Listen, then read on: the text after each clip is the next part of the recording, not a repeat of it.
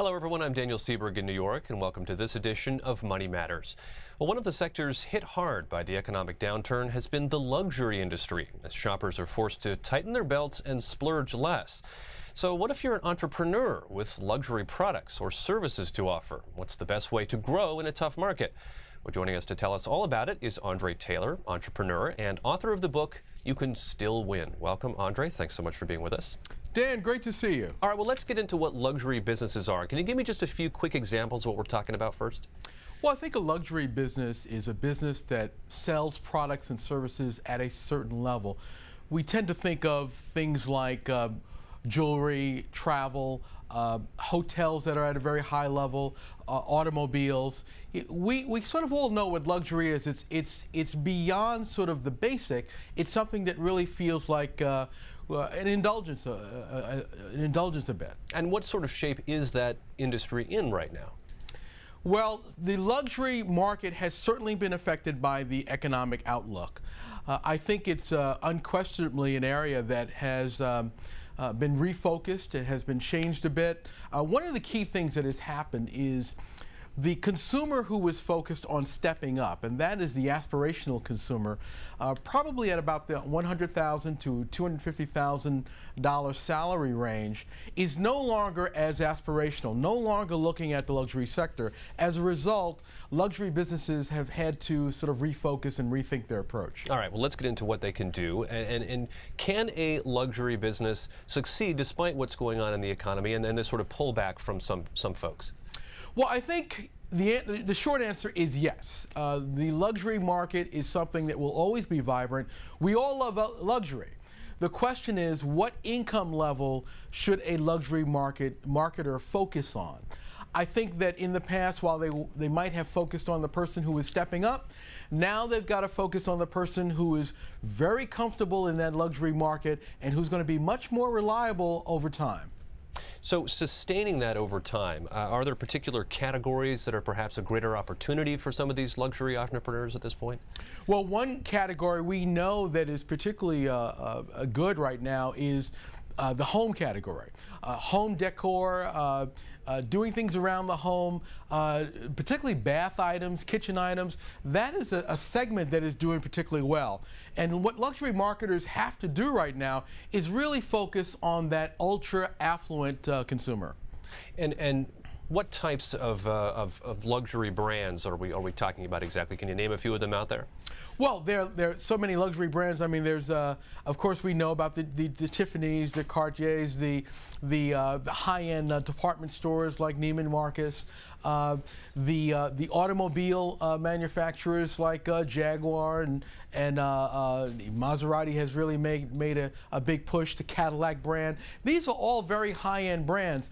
One of the things that a luxury automobile dealer was saying to me is, Andre, you know, we used to focus on the person that had the $1 million home. Now we're focused on the person that has the $10 million home. Huh. Now, are they changing the way that these products are branded or advertised? And they're not changing the products themselves, but are they changing the sort of message they're sending with them?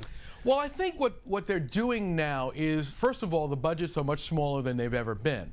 And so they've decided that rather than trying to get everybody who might want to step up, you know, of course, those people don't feel the need anymore to keep up with the Joneses. What they're focused on now is digging in a little deeper with their core customer.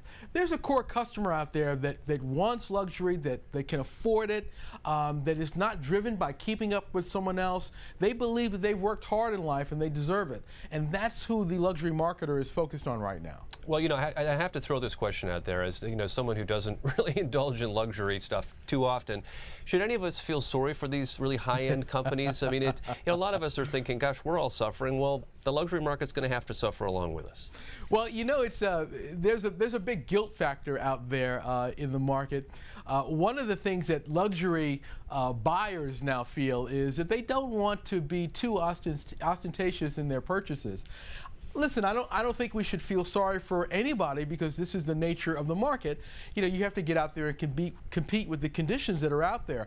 I do think that there has been a significant shift here in that we had a mass market luxury customer, and now that customer is simply saying, look, I've got enough stuff, I'm not focused on that anymore. So it can be done. I mean, there's sort of a win-win possibility here, both for the luxury producers and the consumers. I think if you have a luxury product or luxury service that you offer, the most important thing right now is to really focus on your customer, is to dig down deep, is to have a great product, and really do something to show that you really care about them. We talked about some of the high-end luxury marketers, but of course there are luxury marketers at the beginning of that scale who can still be very successful in this marketplace. All right. Well, we all love to indulge once in a while. And André Taylor, thank you so much for being with us. Once again, the book is called "You Can Still Win" with an exclamation part at the end. Exclamation mark. Thanks so much for that great information, André. We appreciate it. All right, now let's check out the tech headlines at abcnews.com. A new way to add tunes to your YouTube videos. A new service launching tomorrow called Friendly Music allows anyone to buy a license to a copyrighted song for their video. Songs sell for $1.99 each, and that gives users the full version of the song and the right to edit it.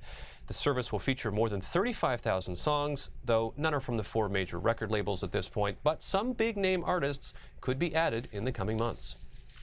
Well, the government is taking steps to keep up with fast-growing demand of high-speed video and data use on cell phones, laptops, and other mobile devices. Today, President Obama is signing a presidential memorandum committing the federal government to auctioning off more wireless spectrum. That would nearly double the amount available over the next decade and help clear up congestion from the growing number of mobile devices. One of the most anticipated features on the new iPhone is FaceTime, which lets users make video calls. One of the most anticipated features on the new iPhone, as we mentioned, is FaceTime, which allows users to make video calls. The problem is that you have to have the iPhone 4, and you have to know someone else who also has one if you want to make one of these calls. It's like having 2 walkie-talkies. Apple has now set up a phone number to let customers test the service. If you dial 1-888-FaceTime, an Apple employee will give you a brief tour of FaceTime features. They're taking calls from 9 a.m. to 9 p.m. Eastern. And finally, flying cars are one step closer to being in the air and on the road, so to speak. A company called Terrafuegea, I think I got that right, has received an exemption from the FAA to go above the weight limit for light sport aircraft.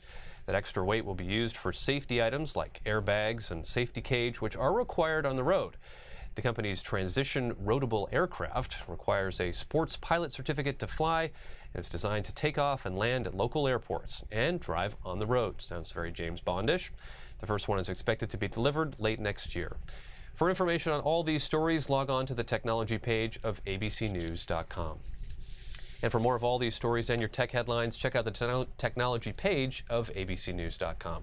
Well, that's all Money Matters for now. I'm Daniel Seberg in New York. Stay tuned for more news that's good to know. Thanks for watching.